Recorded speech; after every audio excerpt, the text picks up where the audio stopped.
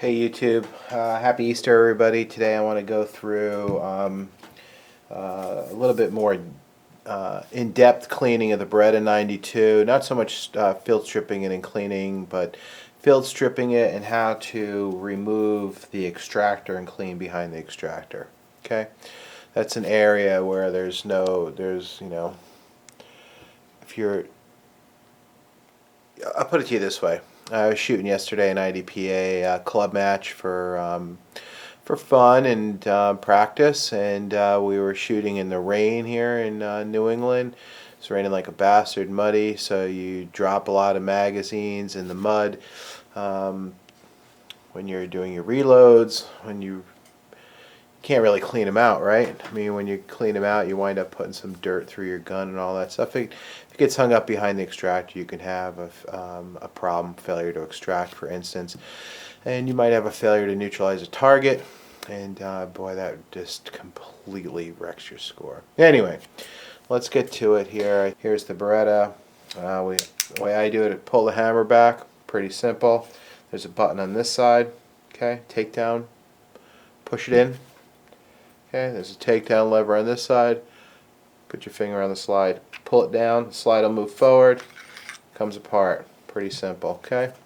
The frame's all set, put it aside. I cleaned it yesterday.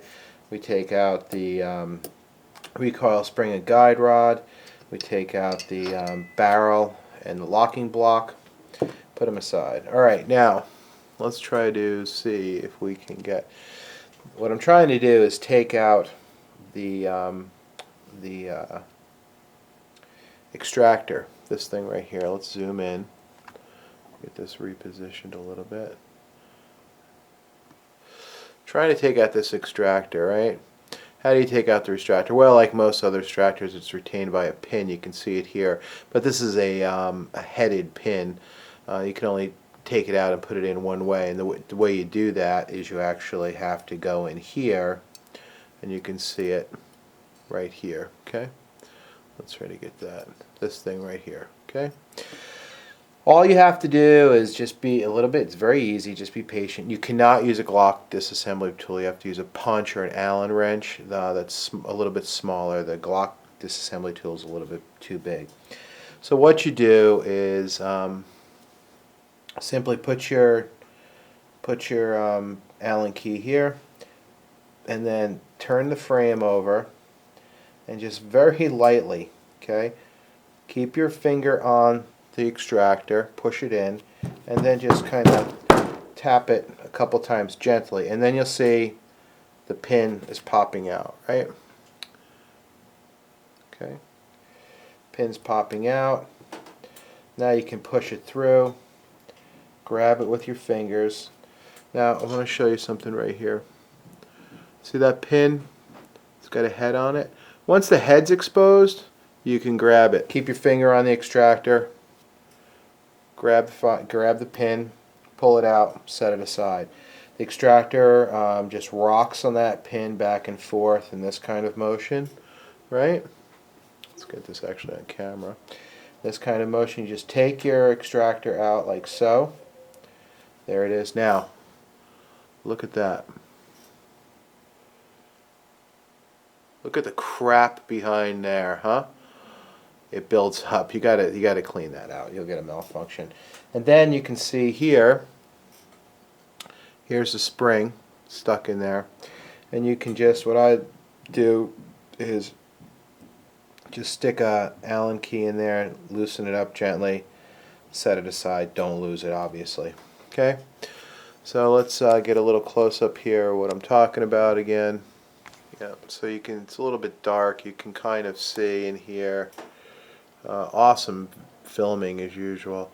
This is completely filthy. What I would recommend doing is first taking a patch and just cleaning the extractor really well, and you can see it's absolutely filthy. You don't have to do this every single time, okay?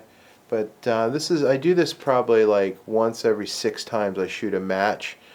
I don't know. Let's make it more like how about every 500 rounds or so? Okay. clean it out. Okay, pretty simple. What I like to do is just go over it to get all the crap out of it. You can see how actually filthy that actually was, right? There's actually big chunks of carbon and crap in there. You don't want that behind your extractor. That's just you're just waiting for a problem. Get our friend Easox. This stuff's really good. I highly recommend you give it a try. Again, it's like a modern ballistol. A little dab will do ya. Spray it on there. Just clean it off. Just take something. Make sure the hole that retains the pin is clean. The easiest thing to do is to just use a pipe cleaner. Buy them at the drugstore. Just go through there and clean it. That is a nice clean extractor. Give the pin a cleaning. Okay, just whack it with some Easox.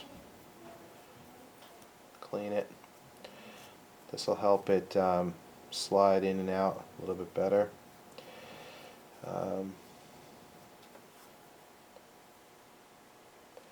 Set it aside. I know I'm working up real close here. Then just go over your just clean the spring very gently. There is a you don't want to, some people, I don't know, they think you can compress the spring and it'll cause extractor problems. I think the spring will compress naturally, and so I think that's bullshit. So you need to, my point is you need to change your spring every once in a while, huh? A very easy shot of there we go, of Easox. Clean it out. This gives you access to your firing pin actually as well, that we're not going to take out for this video, but you can. It's not horrible. And I like to use these kind of Q-tips. Just get in there, have at it until it looks fairly clean to you. And what I would recommend that you do is also go back and look at the breech face again, where your extractor sits, and just go over that again with a clean clean patch, because there's going to be stuff behind the extractor that you thought you got out but you did not get out. You can get one of these plastic picks. I think Otters makes these. You go in there and kind of clean it out. Well, I mean, if you're in here, you might as well clean it right? I know you can't see anything because my paws are in the way. So we're just going to clean this out really well. This is just this is not part of basic field stripping. It isn't. But I think it's good practice, and you want to kind of make sure that you do keep up on this. And I'm going to show you how to put it all back together and make sure that the extractor is functional. That's a pretty important aspect of this particular job. So that's as clean as a whistle. All right, how do we put it back together?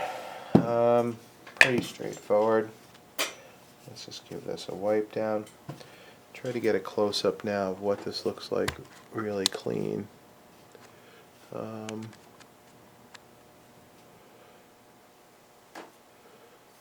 Yeah. Face is really clean, especially where the extractor was down there. It's really clean. You want it clean. Clean. Clean. Nothing sucks more than when you're in a match and you're really tearing it up. And I'm not awesome at all. I'm pretty crap. I can hold my own. I'm not very fast, but I'm wicked accurate. So anyway, but you draw your firearm, you hit a target, you hit a popper, and activates another target, and you get a failure to extract or something like that, and you can't neutralize for instance, a turning target. Then it turns and you can no longer see it, and that's a failure to neutralize. End of game. Go home. Anyway, take your your spring, put it right back in there. It's doesn't matter how it goes, so just put it back in there. If you're concerned about lining it up, stick it on the end of an Allen wrench, an Allen key, like so. Okay. Right, and then use your Allen key. There's a position to seat it in there. Just seat it in there nice. Okay. Should be fairly flush. Your extractor, and the extractor has a little red loaded chamber indicator. Whatever, right? They're always loaded if you ask me. Make sure it's in position. Should be all the way back. Okay. And then push it in with your finger. You take your pin, seat it there. Now don't get a hammer and start going mental. Okay, just it'll seat when it's in position. It'll seat in the right way. Okay. Couple whacks. Don't go nuts. Just boom, boom, seats. That's it. Now, this is going to be a little bit difficult to show you, but let's see what we can do.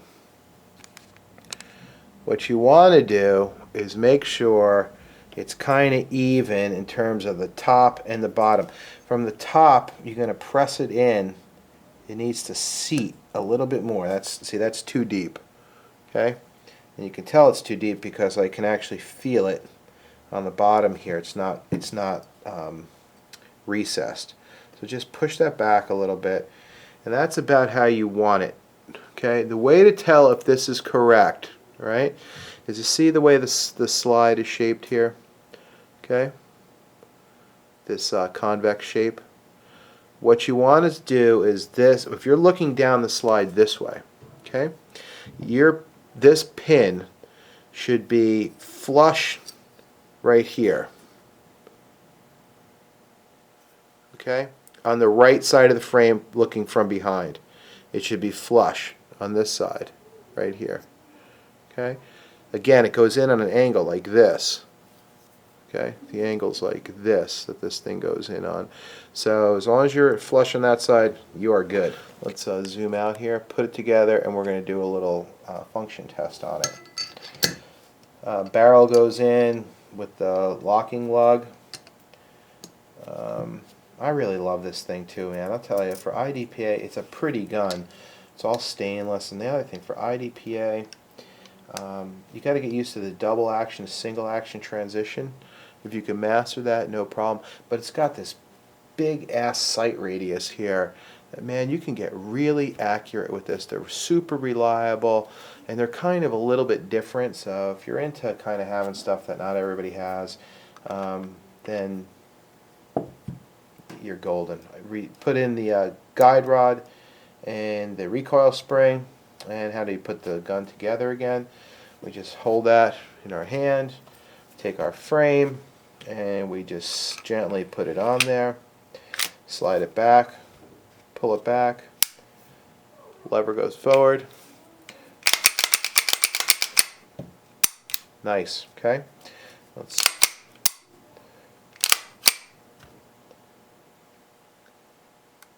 trigger reset. Boom. Okay, what do I have here? Well, this I have a Beretta factory magazine. By the way,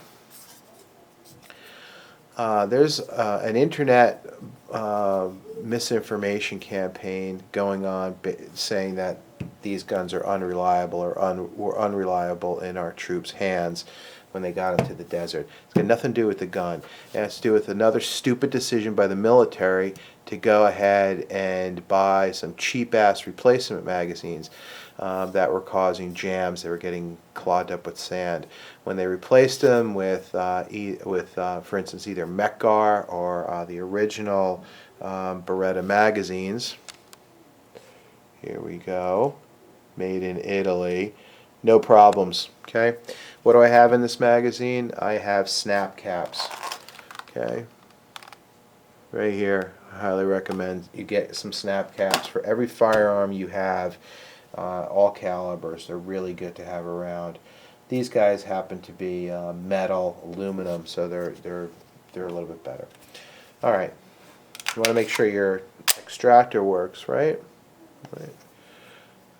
So here we go. We're gonna put one in the chamber, fire it home.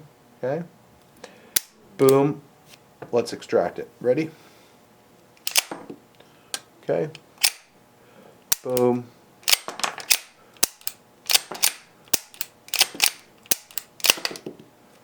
Okay, 5 of them. There we go. Looks good. By the way, for those of you a little bit new to handguns, if you're in a slide lock, okay, slides lock back. If you don't have anything in the chamber, don't let it slam home. Okay, you can slam it home typically if there's a round in the chamber with the slingshot, pulling it back, letting it go, or you can use the slide. You can use the slide lock to let it forward. But remember, this is actually called a slide lock, not a slide release. Okay, so use it as a slide lock. So I can put one in the chamber here.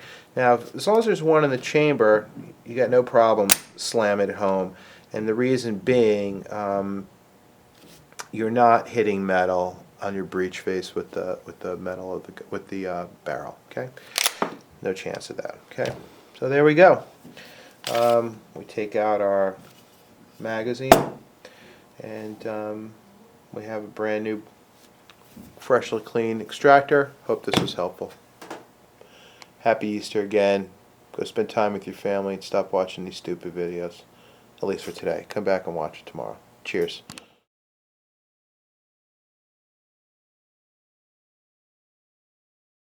I almost forgot. This is for all my Canadian subscribers, especially from Montreal. That's right. I'm talking smack. Can you feel me? Can you feel it? That's right.